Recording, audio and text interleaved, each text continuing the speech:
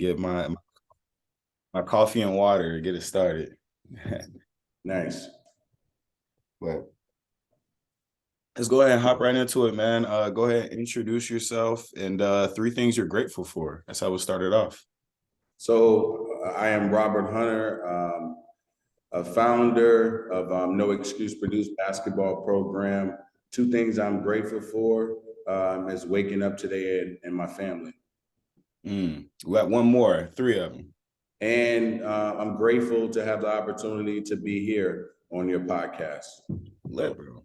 Lit, bro. And I appreciate your time, man. You could be doing a lot of other things, but you're taking the time out to share your knowledge and wisdom, man. And I don't take that lightly. So again, I want to take the time to like really dive into your story and how you got to where you are today.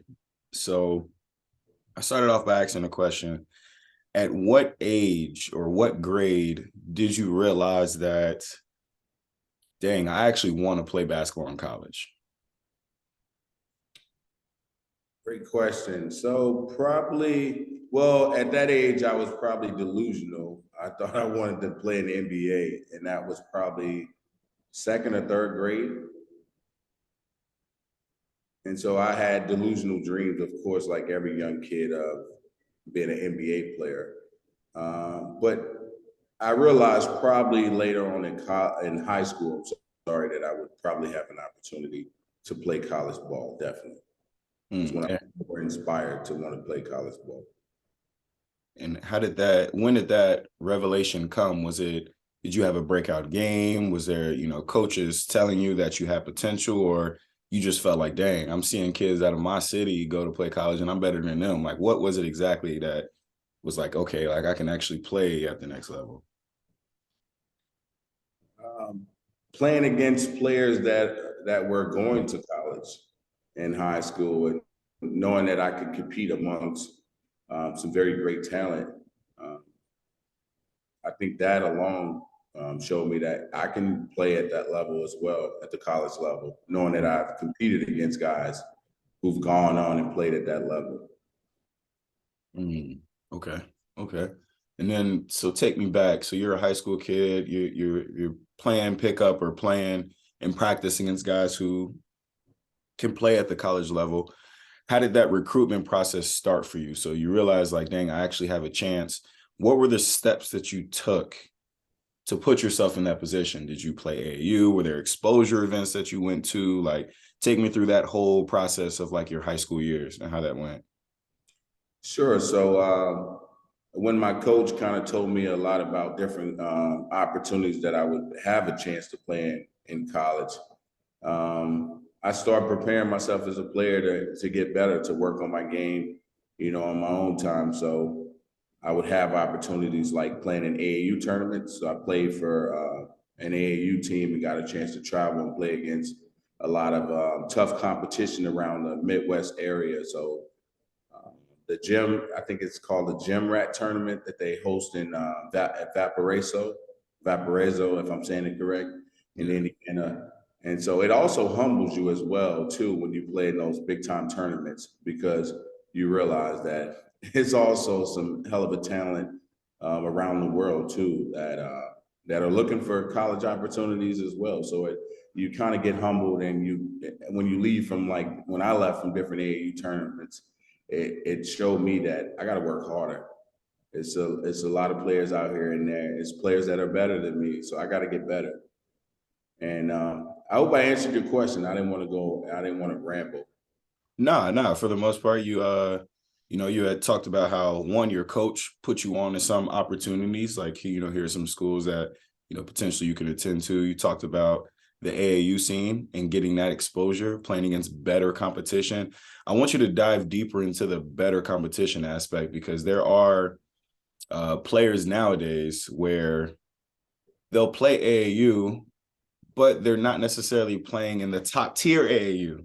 So there's like a misconception in the industry that if I'm playing AAU, I am playing against the best of the best, but that's not quite the case. So if you could, I guess, from your experience, talk about a little bit deeper into like AAU, and because I'm pretty sure it was similar, well, AAU was the landscape was different when we were in high school, but if you could dive a little bit into like if you were to talk to a player today, why they should play AAU and what are some of the things that they should consider when they're choosing an AAU program or organization to go to?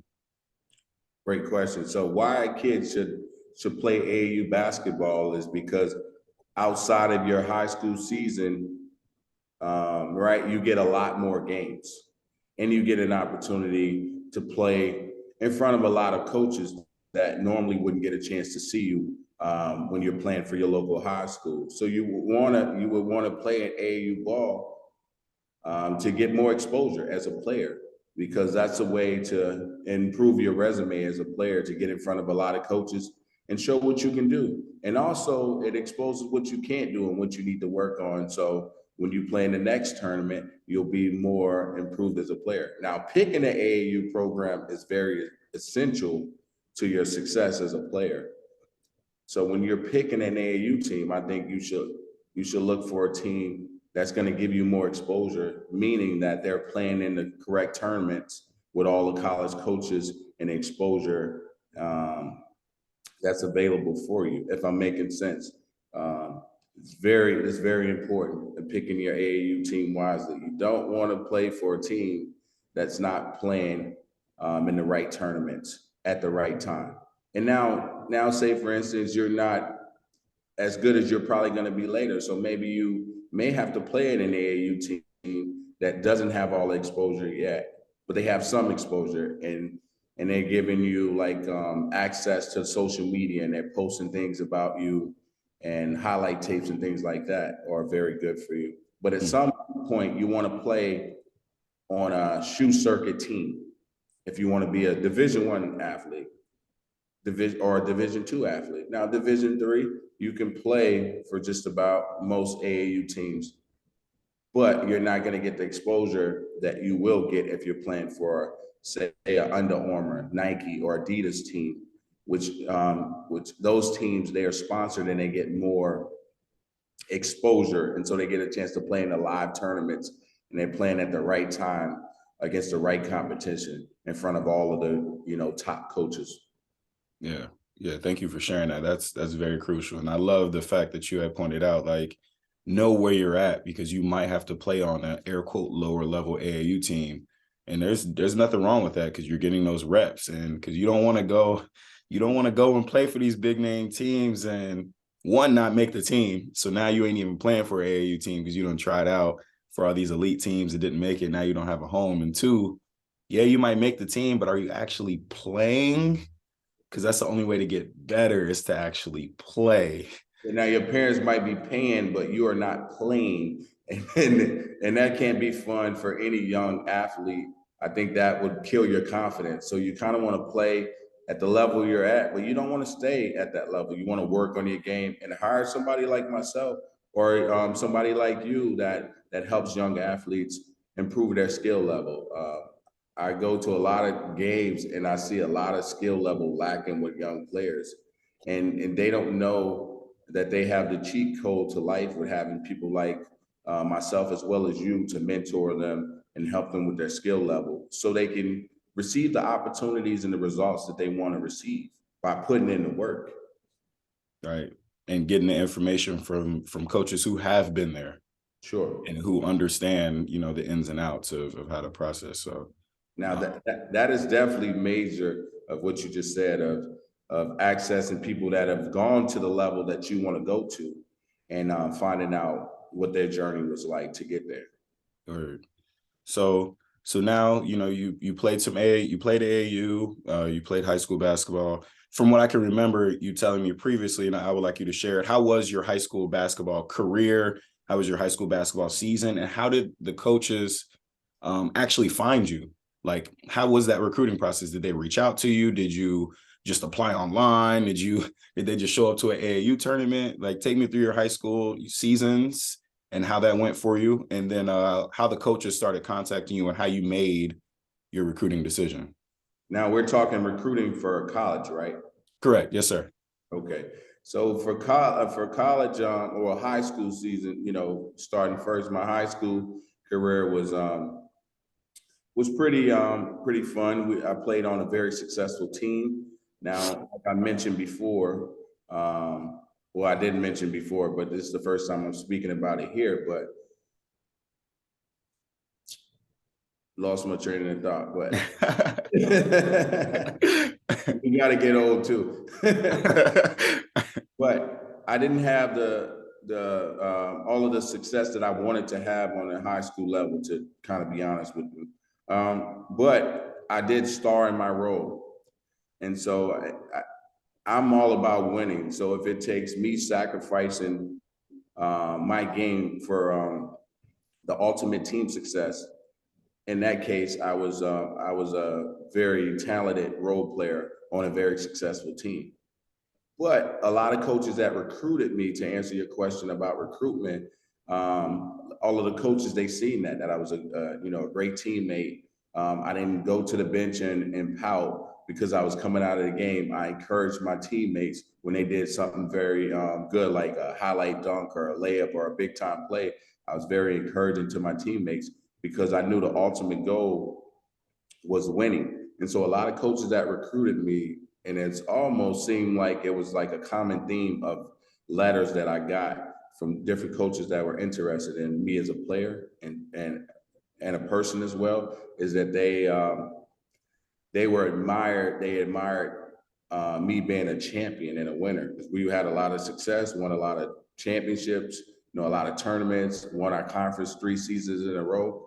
So coaches wanted me because they wanted to add a player to their team that knew what it takes to be a winner. Now, when I got to college later on, I'm fast forwarding, I'm probably a little bit too fast, but I was able to kind of unlock my like superpowers of being more of a, one of the top 2 players on my team, and kind of being able to, be who I thought I could have been. And probably if I was on a team that sucked in high school, I'd have probably been able to score 20 some points, but not win many games. But I wouldn't have been happy with that. I would have been more happy probably if I could probably score more points and still win. But hey, it taught me a lot about life as well of, being a star in your role, whether you're a role player or a star player. The ultimate goal is, do we have more points than the other team at the end of the game? And how did I help impact winning for my team? Yeah, that's a major key, man. Especially a lot of players struggle with that because in high school they were that guy. They were the person taking 15, 16 shots a game, and then they get to the next level. We're fast forwarding just a little bit, but they get to the college level and they're not that guy. They're only taking 3, 4 shots a game. And it's frustrating because they don't understand how to play a role other than being a scorer. Sure. We both have seen, sorry to cut you off, but I'm sure we both have seen a lot of those type of players that maybe they were, I wouldn't say that they were better than we were at that and at the high school level, but maybe they had more, more shine, more, flexibility to score a lot of points. Had that green light.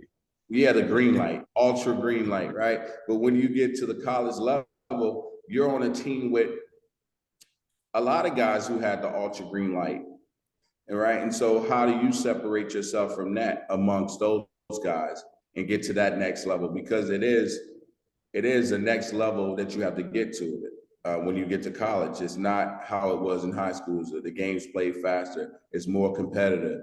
It's more talent. And so I did love that about college, that I was able to kind of be who I thought I could have been in high school as a player. And so I was able to kind of fulfill that kind of part of my basketball journey of being a star player. What they say is true. Patience is a virtue, man. Play a role until your role changes, man. That's the key. I want to rewind back just a little bit because you were talking about, you were excelling in your role, your team was winning games, and you had mentioned that you started getting letters. Kind of dive into, because there's some players, and I actually fell into this, I don't want to say trap, but I actually assumed that I was being recruited because I was receiving college questionnaires, not actually letters saying, hey, we want you. So can you talk about that process and how that went? Like, schools are sending you letters. What's in these letters? How did you decide? How did you commit? Was it a verbal commitment? Was it a letter of intent? Kind of talk to me about that segment of the process. Sure, definitely. So yeah, it's definitely a big difference of informal letters from colleges versus actual recruiting letters. So an information letter is probably when you enter your email on a college that you're interested website, and so they'll flood you with all the information about the school. Doesn't mean that they know anything about you as a person or a player. They're just interested in new students, new enrollment. Now the difference in a college recruiting letter, it'll be more catered to you with your name in it. And also the coach would be scheduling, a date and time to meet you and and discuss, what their college has to offer, because they're recruiting you not only as an athlete, but as a student first as well. If it's a good coach, if they just care about your talent, then that's a red flag that you probably should look at your other options. Let's park it right there. Red flags. Let's talk about, because that's one of the things that I share with a lot of my players is like, you have to understand what you want out of a college and out of that college experience before you even start looking and sifting through offers. Because if you don't know what you want, you can go to any shiny object, or I was gonna say any contract, any scholarship that's any school's hanging in front of you, you're gonna take it. So like for you as a player, what were some of the things that you were considering before you actually chose the school? Things that I considered, and like I told my players as well when I coached college, is that I decided in my mind, I'm going to go to the place that I feel the most wanted, meaning that I feel like the school really wants me to be there. They're recruiting me. I'm at the top, of their priority list with recruitment. And you can kind of sense those things if you're not. And so those type of schools that I didn't feel like I was a priority to, I didn't give much interest. I gave the same energy that they gave of interest, and I looked elsewhere where I was more wanted. That's very important among your process, and you'll see the signs that you're wanted, that a college coach is figuring out your transportation to get to the school for the visit, that coach is taking you around, the college campus or the city that you're going to be living in, because some players play in town. I was a player that played out of town, and so that's a whole different transition of environment as well, of getting over homesickness and stuff like that, of being away from your comfort zone and getting more comfortable with being uncomfortable, as well. Okay, dope. Yeah, thank you for sharing that, because those I see it all the time. A kid just, hey, this school offered me, they're giving me some money. They go to the school. Man, I hate it up there. It's cold. If they're from down south, it's cold up there. I'm not getting the playing time I want. And it's like, those are red flags that you probably could have sifted out, beforehand. Sure. So let's transition. You're in college, you have a great career in college. What now? Because I know I went through a similar situation where it's like, I was grateful enough to be able to play professional basketball, not a super long career, but I was able to play. But after that, I'm like, what now? Like, I live, breathe, eat, sleep basketball. So, talk to me about that life transition after that ball stopped bouncing collegiately and then so on afterwards. Sure. So when the ball stopped bouncing, for me, I started coaching, but I didn't know that I wanted to be a coach. So I started working camps, probably still when I was a player. So I was already kind of transitioning to my next career, but I didn't know it. So I was coaching camps, and I really enjoyed to see young people obtain the success I did as a young player, and that was like winning, having success. So in camps, like my teams like won a lot because I'm competitive, but another winning part of that process is seeing kids get better 1% every day. So I got a joy out of that after basketball, and I said, I'm going to work some of these camps. I just got to find a way to be around basketball because I love it so much, and I know I'm saying the same thing, but I love to see, I love to pass on the that I learned along my journey to help others. Now, when I was working camps and directing camps,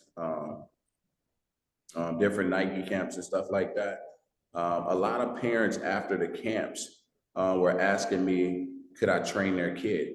Now I had no clue about the training business.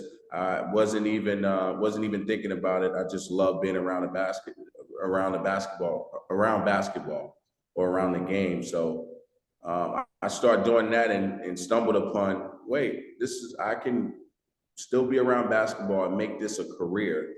And so what I did was I fired my job of working in the middle schools and I hired my family. So I started working for my family and allocating more time to homeschooling my son and my daughter, being around my family more, and being able to create my own schedule and still being able to be around the game of basketball, which is a sport I love and I'm always be around it, for the rest of my life.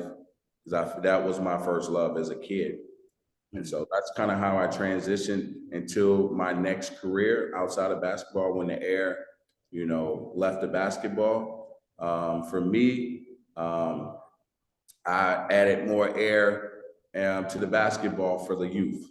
And so that was my transition of, moving the torch, passing the torch to the youth and helping them get to, their destinations along their journey that they want to get to and helping them, achieve the results, but also giving them the realistic, stories along my journey that could help their journey. And maybe, they'll create their own stories and they'll pass the game over, pass the torch as well later on when the air runs out for them.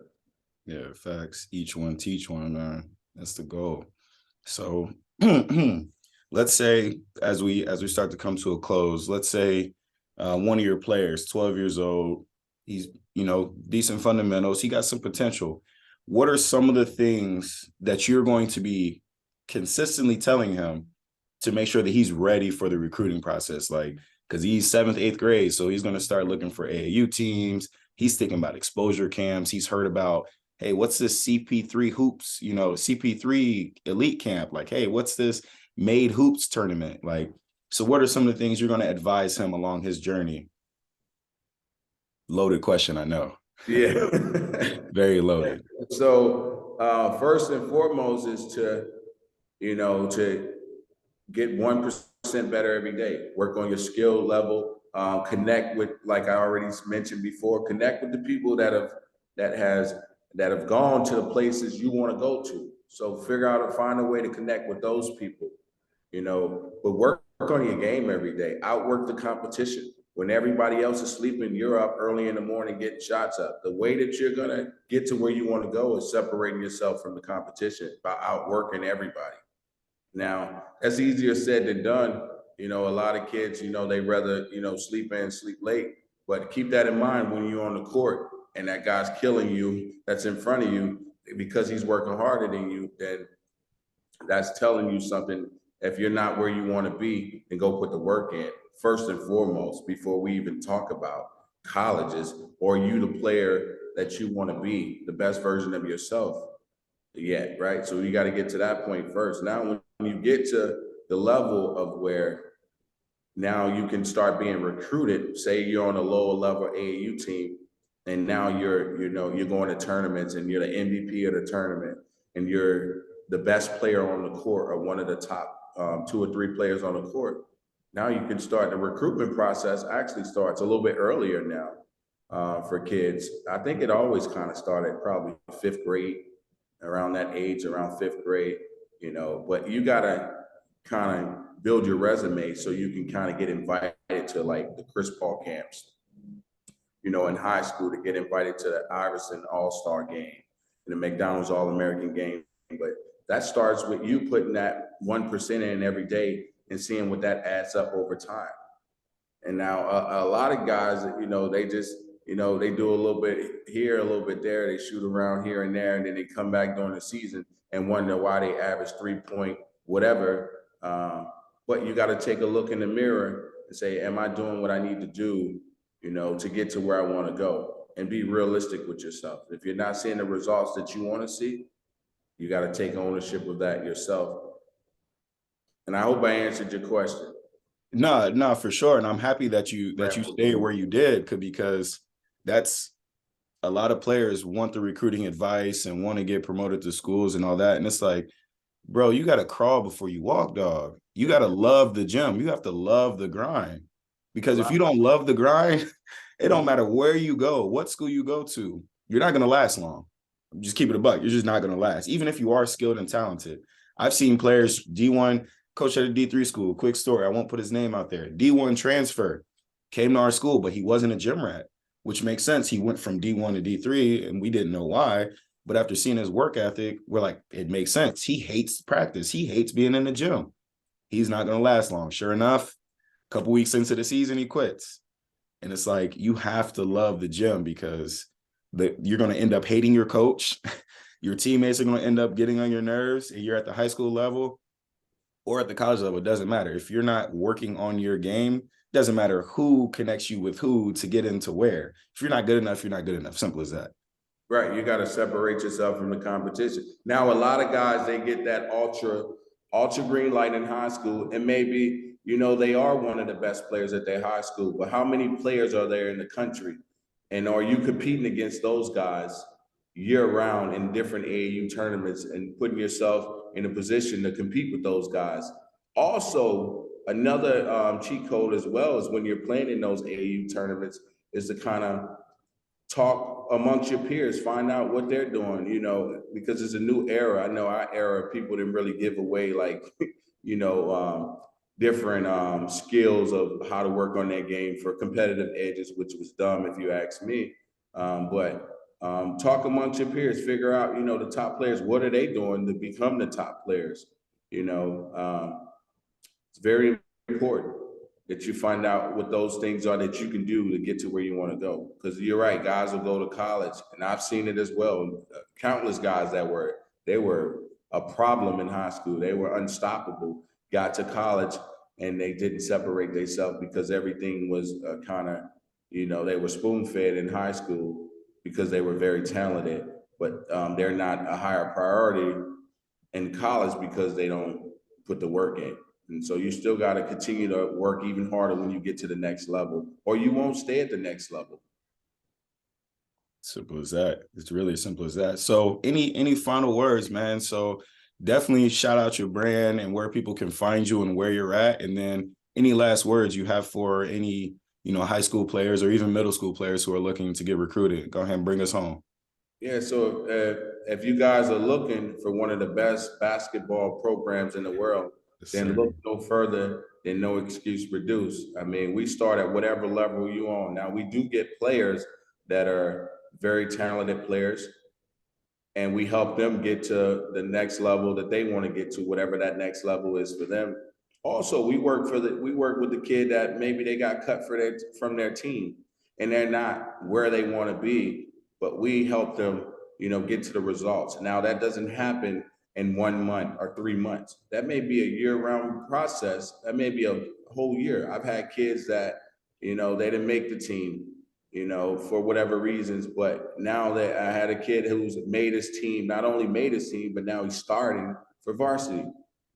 But he understood that for this whole year, for 2 or 3 times out of the week, I got to get 1% better. And even when I'm not training on my own time, I got to take the things away from my training session and work on those things on my own time. And I still got to get 1% better every day. So if you're doing that, that'll equal up to the results that you want. Now you can find us, we're located, if you're looking for one of the best training programs in the world, we're located in Worcester County area. So that's Worcester, our main location is Worcester, Massachusetts at 215 East Mountain Street. If you're looking to call us, that's at 508-682-5830. Now our website and all that stuff, everything's online. What you see on the board right now, if you type that in on Google, you'll find, you know, all the information we have online. And so we have a marketing team and all that stuff. So if you're in Massachusetts, I'm pretty sure you've seen our stuff. If you haven't, then our marketing team got to do a better job, right? But right now they're doing an amazing job.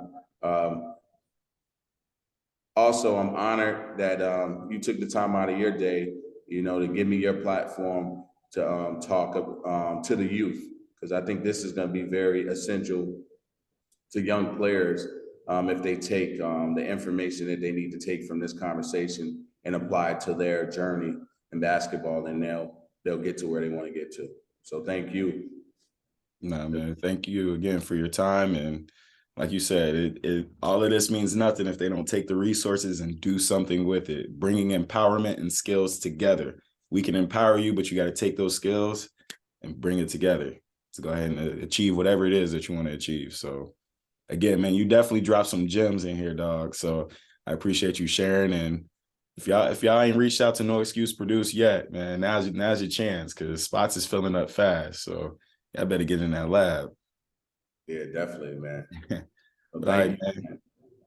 We gonna go ahead and head out of here. I'll send you a copy of this so you'll have it. But yeah, man, I appreciate you, man. Have a blessed one, dog. And you do the same. Thank you.